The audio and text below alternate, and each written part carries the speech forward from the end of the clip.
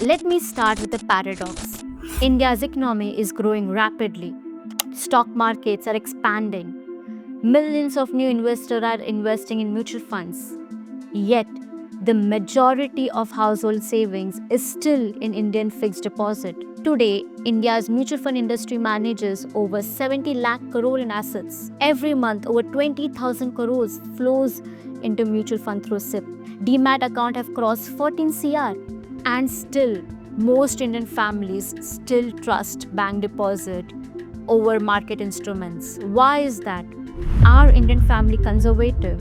Or we are simply following financial habits that were shaped in a very different economic era? Because this is not just story about returns, it is a behavioral story, and increasingly it is becoming national economic story. According to the data from Reserve Bank of India, bank deposits still account for the largest share of household financial assets in India.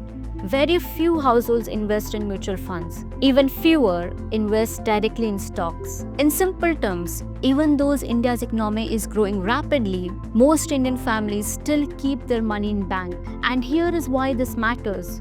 Because the way India learned to save money is probably the same way you learn to think about money. And if India is slowly moving from saving culture to investing culture, then an important question emerges. What needs to change in the way we think about money? And that's exactly what we will explore in this video. So if you are someone who saves regularly, who prefers safety of fixed deposit, who is curious about mutual fund and investments, or simply wants to understand how actually money grows, then this video is for you. And so before we begin, do consider subscribing to our channel, because here we are breaking down money, investing and economic in simple ways so that you value your own money. Namaste friends, I am Rohini and you're watching the knowledge series of Fincash.com.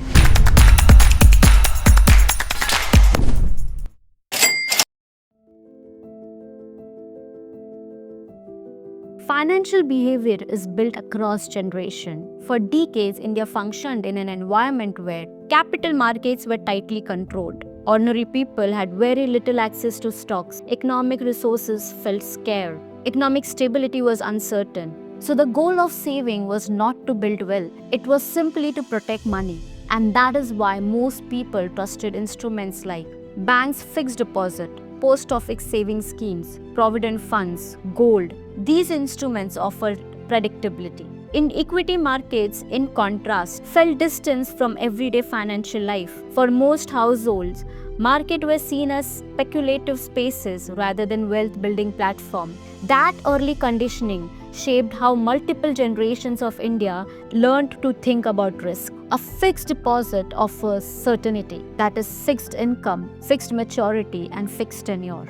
Mutual funds operate very differently. Their value changes every day. Market moves with economic cycles, corporate performance, global events, and investor sentiment. Even when long-term outcomes may be strong, short-term movement is visible. Behavioral research consistently shows that humans dislike visible loss more than they value potential gain. Mutual funds make volatility visible, whereas fixed deposit hide volatility completely. And that difference matters far more than most financial discussions acknowledge. At some point, an important question begins to emerge. Is fixed deposit providing real returns? The return that beats inflation. Over long periods, inflation in India has often stayed around 5 to 6%, and fixed deposit rates usually move in a similar range. This means that while your money feels safe in fixed deposit, its purchasing power may not grow significantly over time. In simple terms, your money may be protected, but it may not grow meaningfully. This does not mean that FDs are unnecessary. They may play an important role in giving you stability and safety, but it also arises a bigger question. Because real economic value is created when businesses grow, industries expand, and infrastructure is built.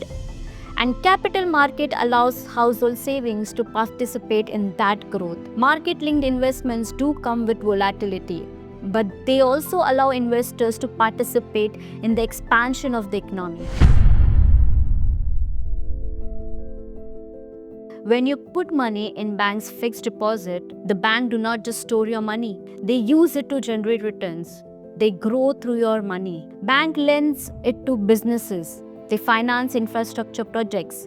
They support companies that are expanding. But that's not all. Banks themselves also invest large amount of capital in government bonds, corporate bond, and other market-linked financial assets. In other words, the banking system actively participates in the capital market. This is how banks earn returns and run their businesses. Ironically, the same financial system many people avoid is the same system their own money eventually enters. This raises an interesting question. If large financial institutions are using markets and productive assets to generate growth, why do most ordinary investors or householders stay away from it? Why does the common saver stay limited to fixed deposit while institutions actively participate in the broader financial system? The difference is not about access. Today, anyone can invest in mutual funds, SIP, or directly participate in markets. The real difference is awareness and financial understanding. Because when you look closely,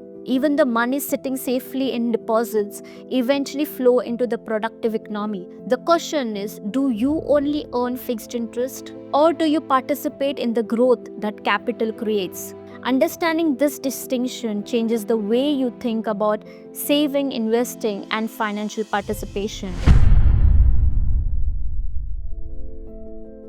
For many people, financial habits that once protected their wealth slowly starts to become their comfort zone. And comfort zones feel safe, but safety and growth are not the same thing. In a fast-growing economy, staying only in familiar, low-risk instruments can quietly limit long-term financial progress.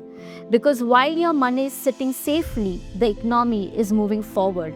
Businesses are expanding, new industries are emerging, technology is transforming market, and the people who participate in that growth are the ones whose wealth compounds over time. This does not mean that you do not have to think about safety. Safety remains an integral part of financial planning, but financial maturity requires something different. It requires willingness to move beyond safety, from only preserving wealth to participating in the growth. Many people remain in comfort zones simply because the alternatives feels unfamiliar. But avoiding to learn in itself is a financial risk.